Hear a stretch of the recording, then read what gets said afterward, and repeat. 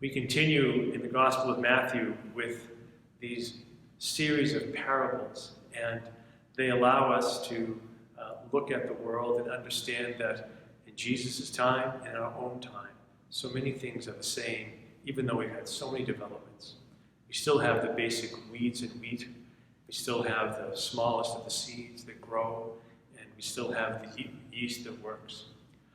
I remember I used to be a pizza maker. When I was a young man, I worked in a pizza parlor, and I had the task of preparing the dough that we would use all night long to make pizzas. And so we would take bags and bags of flours, and then a cup of yeast, and pour that into a big mixing bowl with water, and we'd mix it up and then cut it up after we pushed down the flour that came up as a result of the yeast interacting with it in the water. Push it back down, allow it to rise again, and then we'd cut off pieces in order for the pizza makers to make the pizza crust for the whole rest of the night. I've always been enamored of this image that it only took a little bit of yeast with bags and bags of flour, but just a cup of the yeast that allowed this extraordinary change throughout all of the flour. And of course, that for us is a metaphor for our lives too, with just this little piece of grace. When we think about what happens to us, that all week long we're going to be eating 3 meals a day, some of us, and maybe snacking and having our favorite foods. In the midst of all that, we pause on a Sunday to come and to receive this little host that is filled with God's grace, that is the body of Christ. And that little piece of yeast, we believe, that little host is extraordinarily changes all of who we are. It helps us to become more and more the disciples of Jesus Christ. It helps to inform all that we say and do. It strengthens us to be followers of Jesus Christ. The other image I love so much in this gospel is, of course, the gospel of the seed, the mustard seed, the tiniest of seeds. It's barely discernible to the eye when you take it out of the package. It's a really small seed. I remember actually when I learned how to read, all the way back in kindergarten in the first grade, and I remember the teachers saying the C-spot, run, and connecting those letters, S-P-O-T, with that four-legged creature running across the page. From there, of course, I developed into a pretty good reader, actually. I continue to love to read.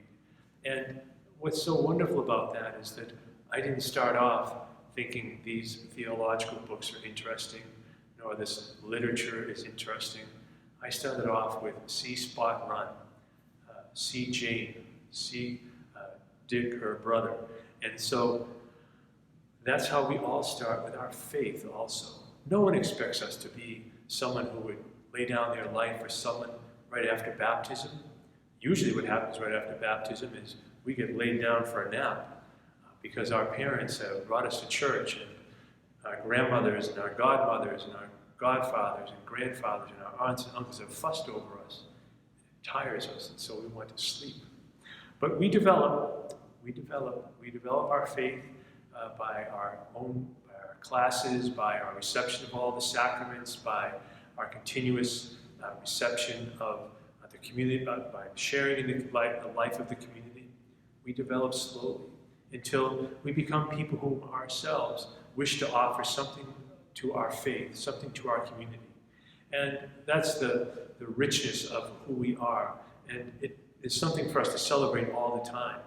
We have in our community all different types of people with all different types of skills and talents, all different levels of faith and understanding of the faith. And all of it is kind of the beautiful mosaic of the Lord. And again, it's strengthened by the Eucharist we receive every week, and hopefully again allows us to be disciples of Jesus Christ. And the truth is that we're doing all of this as we look at all of the parables in the gospel today, in the midst of the fact that evil exists in the world, and that we are to be people who, recognizing that yes, these things are awful that are happening. Some of the things that are said and done are awful that are happening. They're violent, they're not of God. And yet God says to us, you continue to grow as wheat. You be my wheat in this world. And in the end, I will separate all that needs to be separated, and each according to their own.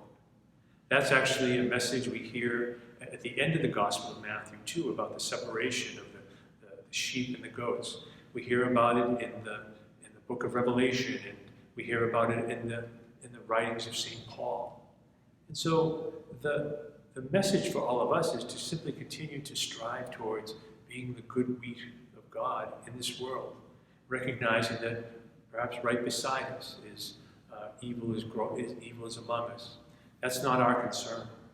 Our concern is to continue to proclaim the message of Jesus Christ, to be the wheat in the world that the Lord has called us to be something good and fruitful and helpful. And in this time of pandemic, in this time of cries for racial and social justice, all of us can continue to participate in that. And so as we continue to pray the rest of the Mass, perhaps we need to ask ourselves a few questions about the development of our faith. We need to be reminded, of course, that we're strengthened by this Eucharist, by this Word, by the presence of even this small community around us this day. We are formed and allowed to grow into our faith, regardless of where we are, to grow more in our faith every day by our research, by our prayers, by our reading, and to recognize that our world is not perfect, but we can grow in holiness and help to affect all of that, help to affect the world to grow more in God's holiness by the way we live our lives, by the things we say and do. And so that's the challenge, to ask ourselves how we might do that this week. And God bless you.